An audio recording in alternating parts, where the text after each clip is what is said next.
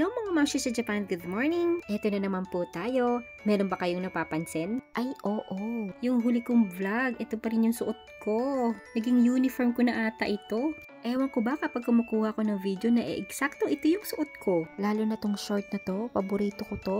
Binigay kasi to ng mother-in-law ko nung umuwi kami sa Pilipinas. O diba, dinala ko pa dito. Ang sarap kasi. At eto nga, inaayusan ko si ate habang kumakain para mabilis na rin. Huwag yung sabihin na hindi nyo rin ginagawa yan mga mamshi. Lalo na't kung nagmamadali. Actually, nakasanayan na rin namin ni ate to. Kahit nung kinder pa siya. Di bali nakapang PE nga pala sila ngayon. At syempre, nilagay ko na rin yung mga gamit ni ate sa may genkan para wala namang makalimutan. Mahirap na, di ba? Nilagay ko na rin yung rain boots niya. Kasi mamaya pag uwi niya, uulan. Kaso yung payong nakalimutan niya sa school. Sa mga hindi nakakaalam, napakahalaga sa mga Japanese na bago sila umalis ng bahay, tumitingin muna sila sa weather. Kaya kami pati ni Daddy, ganun na rin. Kung napansin nyo, hindi naliligo si ate pag umaga. Dahil ang mga bata at mga Japanese dito, gabi sila naliligo.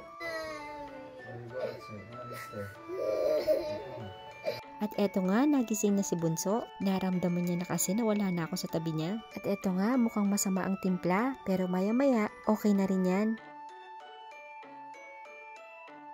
O diba, humiwalay na rin kasi nasa mood na. Ito nga pala ay araw ng Kinyobi or Friday. Araw nga pala ng nabubulok na basura ngayon kaya inayos ko na. Ay, yung malasyopo kong mukha kita pala dito. Sige, tumungo ka pa. At ito nga po, nilagay ko na po yung aming basura sa may pinto dahil si Daddy na po ang magtatapon yan. At pagkatapos naman, nagload naman ako ng damit sa washing namin para maglaba. At naglinis na rin ako ng toilet namin. Sa mga hindi po nakakaalam, dito po sa Japan, magkahiwalay po ang toilet at ang shower room. At ito nga, pagkatapos ko lagyan ng sabon, pinunasan ko naman siya ng tissue yung pang toilet ha. Sabi nga ng iba, pag malinis ka nga daw sa toilet, makikita daw kung anong klaseng tao ka. At syempre, nag-vacuum na rin ako dito sa may laundry namin at nilinisan ko na rin tong sink namin kung saan nagtutoothbrush at naghihilamos kami. O diba, napaka-details, pati yung sinasabi na lahat?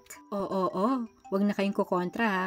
Vlog ko to at video ko to ha. Total, nanonood na rin kayo at nakikichismis na rin. Manood na lang kayo. Char! At eto nga pagkatapos ko maglinis, nag-prepare naman ako ng breakfast ni Bunso at ni Daddy. O, naghugas ako niyan ha. Pwede ring hindi para dagdag lasa. Char! At eto nga si Bunso, nagugutom na nga daw siya. Kaya naman umakyat na siya sa sarili niyang upuan. Basta kapag may pagkain sa lamesa at nakita niya may food na, nagkukusa na rin siya kaya hindi na rin ako nahihirapan. At eto nga habang kumakain kami ng asagohan or breakfast, merong dinidiscuss si Daddy sa akin about sa work niya. Meron kasing travel tour na pwede niyang isama si ate doon. Pwede rin naman si Bunso kaso baka mahirapan na si Daddy kaya si ate lang. At pagkatapos nun, pumasok na rin si Daddy sa work at eto kami ni Bunso, lalarga na naman kasi meron kaming bibilhin. Sabi ko nga sa inyo na lagi ko na siyang kasama. Kung napanood niyo yung huling video ko, nabanggit ko doon na na-pull out si Bunso sa Hoiken or sa daycare. At eto nga, nandito nga kami sa drugstore sa Genkin. Hulaan niyo anong bibili namin ni Bunso. Pag nahulaan niyo, magbibigay ko ng bigas or cellphone. Char! Hindi pa namin kaya yun. Baka balang araw malay nyo. Kaya panoorin nyo and i-like and follow and share na rin baka sakali. At eto na nga pala yung bibili namin ni Bunso, yung diaper niya. Although kaya na rin niya mag-toilet kaso kailangan pa rin niya mag-practice. At syempre kapag gabi, pag tulog siya, yun, nakakawiwi pa rin siya sa diaper. Kaya kailangan pa rin. At eto nga, bibili namin. Actually, nalilito nga ako dito. Big naman sila parehas. Basta kung ano na lang makuha ko, yun na lang, parehas naman silang big.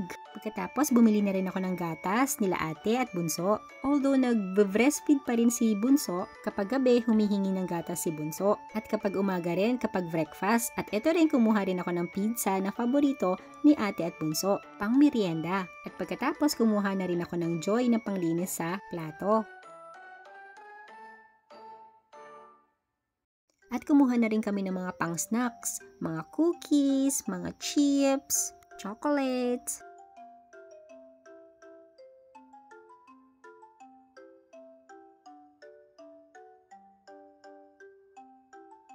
At pagkatapos ito, nagbayad na rin kami. At syempre, hindi pa natapos, pumunta naman kami dito sa Felna, kung saan dito ako nag-grocery. At bumili lang ako ng mga kailangan namin dito, mga ilan lang. Pagkatapos na rin ito, umuwi na rin kami. Kasi maya-maya, nandiyan na rin si ate sa bahay. Kaya nagmamadali na rin kami ni Bunso niyan. At eto nga, nandito na kami. O diba, ang bilis? At ayun nga, Minsan talaga dumadating talaga sa buhay natin na nababurnout tayo. Yung parang napapagod ka sa lahat. Dumarating talaga sa buhay natin yung ganon. Pero sabi nga, pwede naman natin itigil ang lahat eh. Yung mag-off muna tayo sa work saglit, yung wala munang gadgets, yung kung saan ba tayo komportable na marerefresh.